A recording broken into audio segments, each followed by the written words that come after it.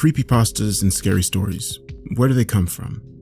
Well, most of the classic creepypastas like Jeff the Killer, Slenderman, they come from forums and creepypasta dedicated websites. But on March 24th, 2010, the Nosleep subreddit was started. Since then, it has grown to the primary source of creepypastas and scary stories. While the stories on there are not actually creepypastas, most of the narration community, myself included, label them as such, because outside of the subreddit, not many people are aware of what Nosleep stories are, despite the sub having almost 14 million subscribers. Most stories you know of as creepypastas are actually from Nosleep.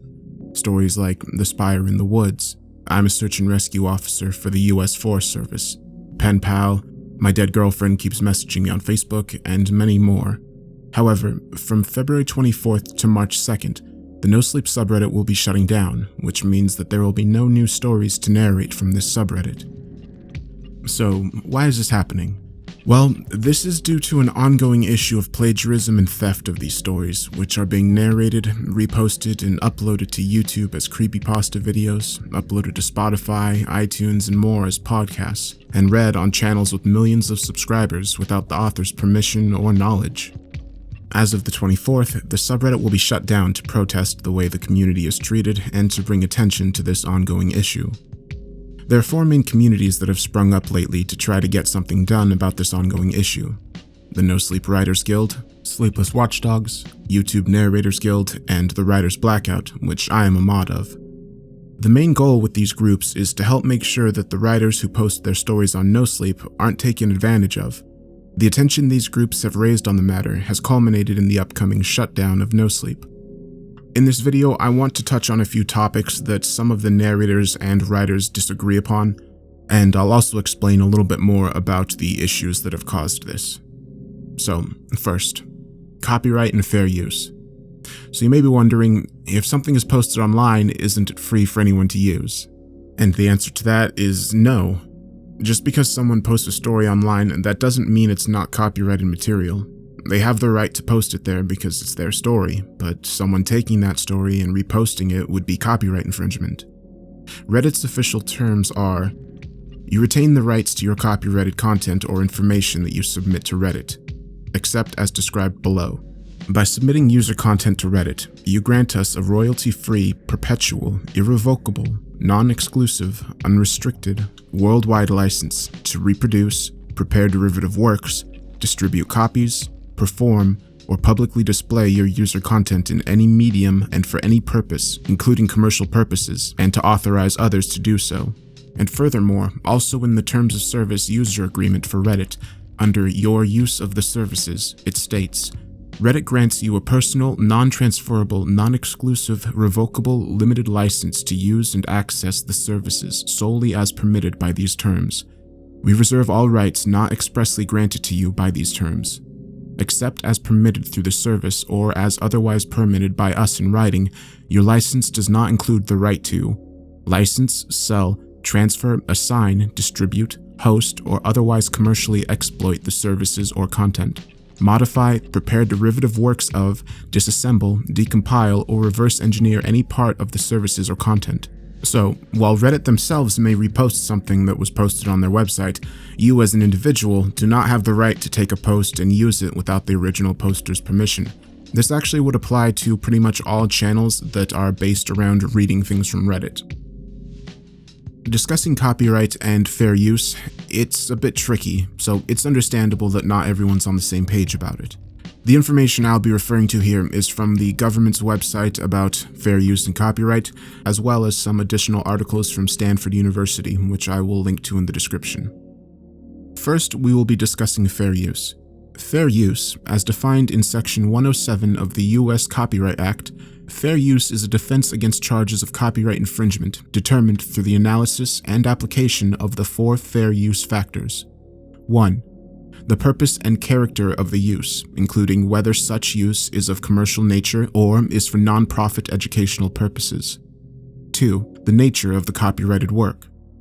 3. The amount and substantiality of the portion used in relation to the copyrighted work as a whole. And 4. The effect of the use upon the potential market for or value of the copyrighted work. Let's take a story from Nosleep and run it through this. 1. Purpose: to transform the original work into another medium, auditory. 2. Nature: writing would be defined as a literary work, which would fall under the Copyright Act of 1976, which we will discuss later. 3. Amount: since this is a narration of the original work, 100% of the original work would be used. 4. Effect: reposting their work can have a range of effects from monetary to reduced traffic to the original source, since most people will just listen to the story and move on rather than listen to the story and then go and read the original. It can also affect publication and opportunities for the writer and the original works. To follow this up, let's explain the Copyright Act of 1976. According to the Act, copyright is given to the author/creator at the time that it is transformed into a tangible medium, so posting it to Reddit would fall under this and give the author copyright of the literary works the moment that they uploaded it.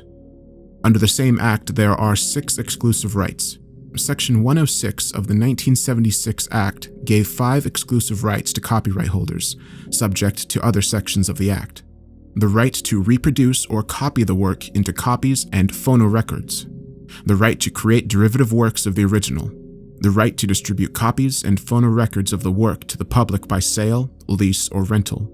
The right to perform the work publicly, if the work is a literary, musical, dramatic, choreographic, pantomime, motion picture, or other audio-visual work. The right to display the work publicly, if the work is a literary, musical, dramatic, choreographic, pantomime, pictorial, graphic, sculptural, motion picture, or other audio-visual work. And the right to perform a sound recording by means of digital audio. Under this Act, along with the 4 factors of fair use, only the original copyright holder has the ability to take a story and transform it into a narration. So, reading a story on YouTube would not fall under fair use. Some websites, such as the Creepypasta wiki, use CC by SA, unless otherwise given, which allows for someone to take a story and narrate it as long as it is distributed in the same fashion, meaning, since you read it for free, you couldn't take the narration and then charge for it. So posting it under a paywall like Patreon would not be allowed under that. However, just because it is posted on that website does not mean it was posted by the original author, so it's good to find the author and ask anyway. The reason I'm going over this is because a lot of people on YouTube, both narrators and viewers, think that if someone posts something online, they lose any right to the story, which is not the case. This is half the reason why the community will be protesting. Along with this is, oftentimes when writers ask to be paid for the story, if the narrator is going to be making money off of it, the narrator either refuses or doesn't offer them a fair payment for their work. This statement is not aimed at any narrator or YouTuber specifically.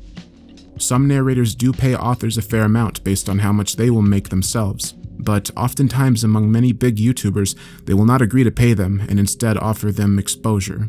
While I've been working with the Writer's Blackout on Nosleep, we've been coming up with a standard that writers and narrators should work with when approaching a writer to see if they can narrate their story. Under this, it would be based on monthly views for the channel.